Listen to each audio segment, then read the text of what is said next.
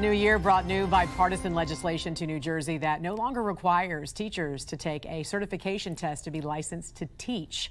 Joining us now to discuss this is education expert and founder of Optima Ed, Erika Donalds. Good morning to you, Erika. Great to see you. Happy New Year. Good morning. Always great to be here. Thanks for joining us. Now, you say this is a step in the right direction in improving our failing public education system, as these tests often serve only to really give an obstacle in providing quality education. Tell us how so.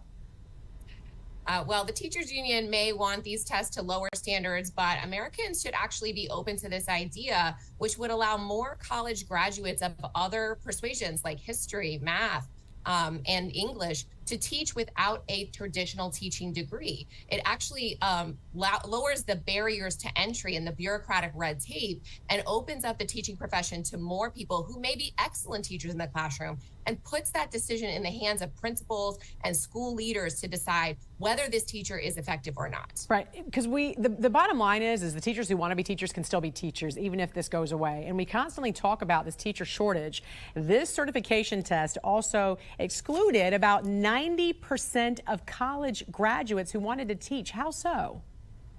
Well, yes, a lot of Americans don't know that a person with an accounting master's degree like myself cannot go in and teach math in the classroom in a high school or middle school, because you have to, in many cases, have a teaching degree specifically, go back for additional coursework in teaching. You don't even have to have expertise in your subject area. That's what teaching certification does. It excludes people, does not include people in being able to take a subject that they are passionate about and that they are experts in and actually go in the classroom to teach. So it really does create a barrier and deters people like myself from going to teach in the classroom.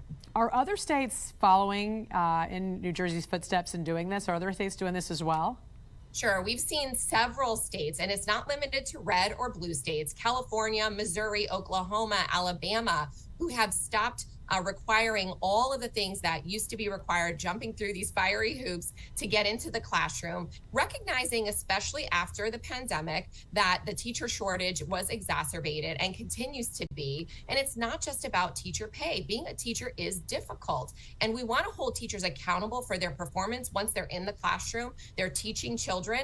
But listen, we have certified teachers all over the country who have passed these tests, who are teaching in failing schools and who are not really succeeding. This is true. You know, Florida has really led the way in some of this legislation, I know. When it comes to education, how has your state taken power away from bureaucrats and given it to school leaders?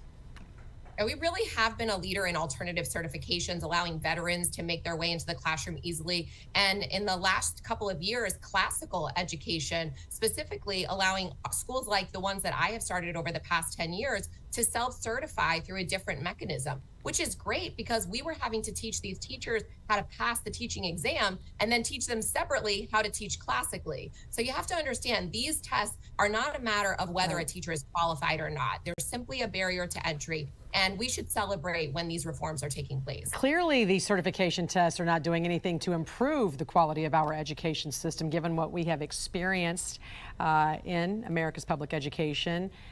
What is the metric then? What should be used to deliver better student performance? Well, we ultimately want to put that in the hands of parents, right? I hear from parents all the time, and of course they want their children to achieve academically, and they use standardized tests and many other different academic measures to determine that. No longer grades, those can be inflated.